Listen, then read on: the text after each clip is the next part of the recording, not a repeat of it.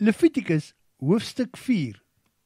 Toe het die Here met Moses gepraat en vir hom gesê, jy moet vir die Israeliete sê, wanneer iemand onopsetlik sondig en iets doen wat een van die gebooie van die Here verbied om te doen, moet die volgende gedoen word.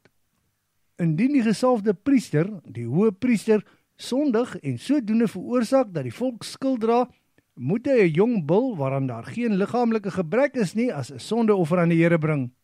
Die bul moet hy na die ingang van die tabernakel bring. Daar moet hy sy hand op die dier se kop plaas en dit in die teenwoordigheid van die Here slag. Die gesalfde priester moet dan van die bloed van die dier in die tabernakel inbring. Daar moet die priester sy vinger in die bloed druk en daarvan 7 maal teen die voorkant van die gordyn wat die heilige van die allerheiligste deel skei, in die teenwoordigheid van die Here sprinkel. Hy moet ook van die bloed van die dier smeer aan die horings van die reukaltaar wat in die tabernakel in die teenwoordigheid van die Here staan.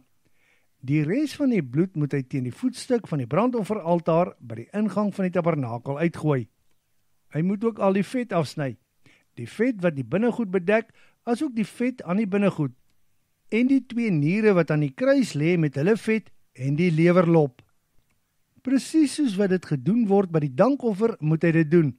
Dan moet hy dit op die brandofferaltaar verbrand.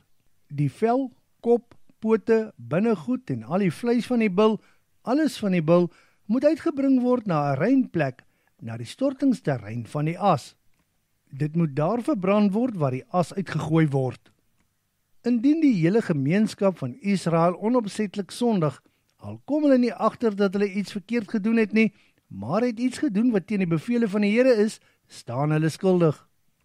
Wanneer hulle dan besef dat hulle gesondig het, moet die vergadering 'n jong bul neem en dit bring tot voor die tabernakel. Dan moet die volksleiers, die oudstes van die gemeenskap, in die teenwoordigheid van die Here hulle hande op die bul se kop plaas. Die bul moet dan in die teenwoordigheid van die Here geslag word. Die gesalfde priester, die hoë priester, moet dan van die dier se bloed in die tabernakel bring. Daar moet die priester sy vinger in die bloed druk en daarvan 7 maal teen die voorkant van die gordyn wat die heilige van die allerheiligste deel skei, in die teenwoordigheid van die Here sprinkel.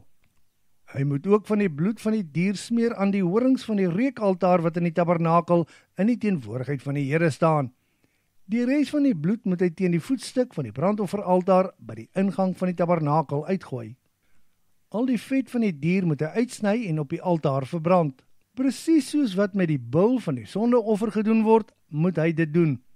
So sal die priester versoening doen vir hulle sonde en sal hulle daarvoor vergewe word. Soos met die eerste bul moet hy ook hierdie bul buite die kamp neem en dit daar verbrand. Dit is dan die sondeoffer vir die hele gemeenskap. Indien 'n volksleier onopsetlik sondig en enigiets doen wat die Here verbied het om te doen, staan hy skuldig. Wanneer hy dan besef dat hy gesondig het, moet hy 'n bokram sonder enige liggaamlike gebrek as sy offer bring. Op die plek waar die brandoffer gebring word, moet hy sy hand op die kop van die dier plaas en dit in die teenwoordigheid van die Here slag, want dit is 'n sondeoffer. Die priester moet met sy vinger van die dier se bloed neem en dit aan die horings van die brandofferaltaar smeer. Die bloed wat oorbly moet teen die voetstuk van die brandofferaltaar uitgegooi word. Net soos met die dankoffer moet hy al die vet op die altaar verbrand.